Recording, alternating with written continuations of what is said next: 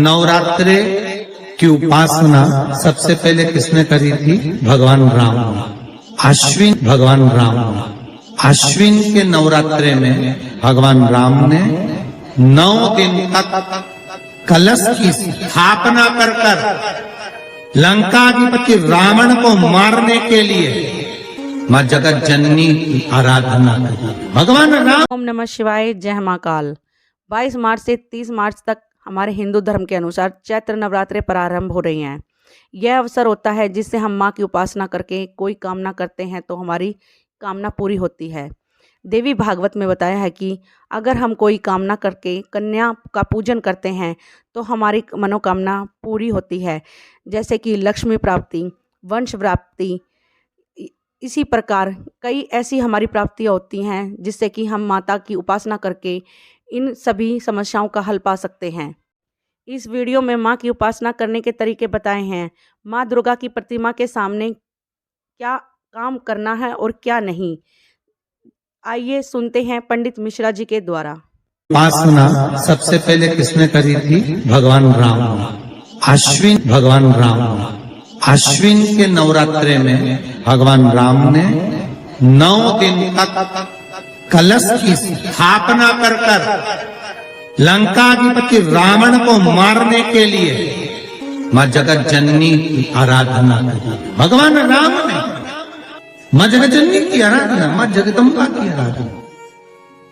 और कहते हैं मेरे राम ने प्रतिदिन मातृ शक्ति को निमंत्रण दिया और मां जगत जननी से विनती निवेदन कर कहा कि आपको प्रतिदिन आना पड़ेगा। इसलिए देवी भागवत में लिखा है कि नवरात्रे में एक दिन, जैसे प्रतिपदा है, पहला दिन है तो 1 कन्या का पूजन करो, द्वितीया है तो 2 कन्या का पूजन करो, तृतीया है तो 3 कन्या का पूजन करो, चतुर्थी है तो 4 कन्या का पूजन करो, पंचमी है 5 कन्या का पूजन करो, छठ है 6 कन्या का पूजन करो, सप्तमी है 7 कन्या का पूजन करो, अष्टमी है 8 कन्या का पूजन करो, नवमी है, जम के बोलो, 9 कन्याओं का पूजन करो। और अगर इस तरह से आप पूजन नहीं कर सकते नवरात्रि में तो 9 कन्याओं का पूजन एक साथ या तो अष्टमी के दिन या नवमी के दिन कर दो, या मध्य में बीच में भी आप कर सकते हो एक। पर अगर आपकी कोई कामना है, आपकी कोई इच्छा है, मालूम पड़े, जैसे कई लोग कहते हैं कि हमारी इच्छा है, हमारी वो मकान नहीं बिक रहा, या हमारी वो जमीन नहीं खरीदी जा रही, या हमारी कोई कंपनी नहीं डल रही, या हमारे काम में ये अड़चन आ रही है, तो नवरात्रे में 4 नवरात्रे में से किसी भी नवरात्रे में आप नियम बना लो कि एक कलश की स्थापना कर एक दिन में 1 कन्या का पूजन कर उसको भोजन कराना, लाल वस्त्र देना, लाल चुनरी होना, दूसरे दिन में 2 कन्याओं का पूजन कर लाल वस्त्र ओढ़ाना, लाल चुनरी देना, तीसरे दिन में 3, चौथे दिन में 4, 5वें दिन में 5, ऐसे 7-9 दिन तक एक कन्याओं के क्रम को बढ़ाते आप उस पूजन का विधान प्रबल कर सकते।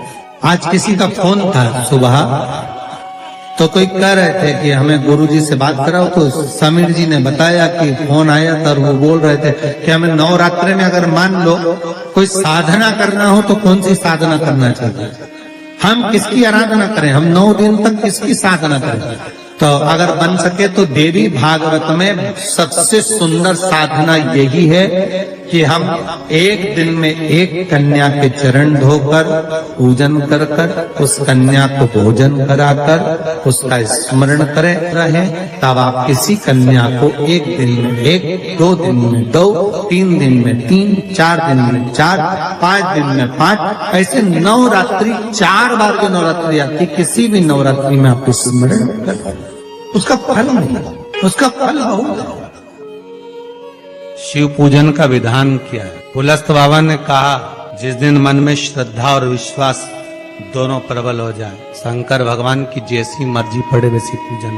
स्त्री के लिए, नारी के लिए पुलस्त ऋषि कहते हैं भगवान को रिझाने के लिए विधान की जरूरत स्त्री को नहीं है, नारी को विधान नहीं। अच्छा एक बात बताना, बहुत सुंदर बात है, थोड़ा विचार कर बताना। आपकी गोद में छोटा सा बच्चा है, उसने गंदगी कर, आप मंदिर में हैं, महाकाल दर्शन करने गए, छोटे से बच्चे ने छीछी कर दी, गंदगी कर दी, जो भी करना था उसने कर दिया।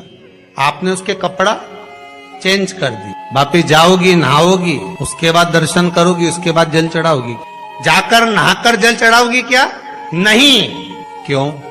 क्योंकि छोटा बच्चा अगर गंदगी भी कर देता है, छोटा बच्चा अगर कुछ कर भी देता है, तो परमात्मा ने कह रखा है इसके लिए सब माफ है।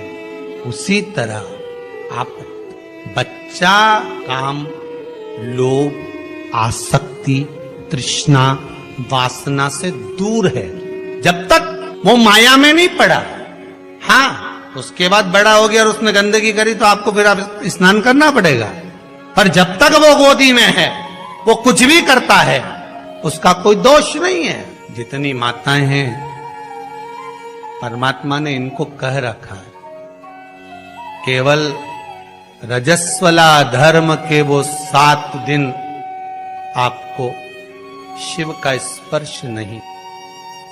दूध चढ़ा रहे हैं शिव जी पर, तो किस लिए चढ़ा रहे हैं? दूध चढ़ाने का तरीका क्या है? कैसे समर्पित कर रहे हैं? अभी दीदी ने कहा कि बीमारी पर, तो वो दूध चढ़ाने का तरीका बदल गया। आपने दोनों हाथ, एक हाथ में जल, एक हाथ में दूध रखा और तरीका बदला। अभी तक आप दूध चढ़ा रहे थे तो ऐसे चढ़ा रहे थे। अर्थात किस जगह पर व्यक्ति पड़ा हुआ है, कोमा में है, वेंटिलेटर पर है, आईसीयू में है, उसका तरीका बदल जाता है दूध चढ़ाने। दवाई देने का भी तरीका बदल जाता है। अभी तक तुम धन प्राप्ति के लिए, व्यापार वृद्धि के लिए दूध चढ़ाने का स्थान चेंज हो जाता है। शिव जी को जब दूध चढ़ाया जाता है तो पहले जलाधारी पर चढ़ाया जाता है, उसके बाद शिवलिंग पर चढ़ाया जाता है, तो दूध कार्य करना प्रारंभ कर देता है, संपदा बढ़ाना चालू कर देता है। रोग मुक्ति के लिए जब भी दूध चढ़ाया जाता है तो जल और दूध की मात्रा बराबर करी जाती है। जब ब्राह्मण अभिषेक कराने बैठता है तो बाल्टी में जो जल पड़ा होता है उसमें थोड़ा दूध डाल देता है। आप क्या डालते हैं कि नहीं डालते? हमें नहीं। ब्राह्मण जब रुद्री से अभिषेक कराने बैठता है तो बाल्टी में रखे हुए जल में दूध डाल देता है। उससे पूछा कभी आपने कि महाराज जी, आपने ये बाल्टी के जल में दूध क्यों डाला गया है? बाल्टी भरी हुई पानी की और उसमें थोड़ा सा तुमने दूध क्यों डाला है? तो ब्राह्मण बताएगा कि दूध और पानी मिलाकर शंकर जी का अभिषेक इसलिए करा जाता है कि जिस गोत्र का व्यक्ति अभिषेक कर रहा है, इस गोत्र के व्यक्ति के यहाँ अगर कोई रोगीला है, कोई बीमार है, कोई कष्ट भोग रहा है, तो अभिषेक करते करते उसका रोग मिट जाए, इसलिए जल में दूध मिलाकर चढ़ाया जाए। कभी ब्राह्मण से पूछो तो, जब घर में संतान की वृद्धि नहीं होती है तो 7 कुआं बोलते हैं, तुम्हारे यहाँ बावड़ी बोलते हैं, तालाब बोलते हैं, जो भी हो, जहां जल का स्रोत बना हुआ, जल का जहां स्रोत बना, जल का स्रोत से मतलब होता है कि जिस कुएं में या हैंडपंप में या पानी जहां से आता रहता हो, ऐसे कुआं बावड़ी से 7 जगह से जल लाया जाता है। जब वंश प्राप्त नहीं होता, वंश नहीं बढ़ता, संतान नहीं होती, वंश की प्राप्ति नहीं होती, तब 7 कूप का जल लाकर ब्राह्मण देवता से कहकर रुद्राष्टाध्यायी से, रुद्री से अभिषेक किया जाता है। ब्राह्मण जब रुद्री से अभिषेक कराता है, एक एक कुएं का जल चढ़वाना चालू करता है और अभिषेक होने के बाद उसी जल का आचमन उस नारी को करा देता है जिसको संतान चाहिए। तो महाराज वंश की वृद्धि होना चालू है। जल का महत्व कोई समझे।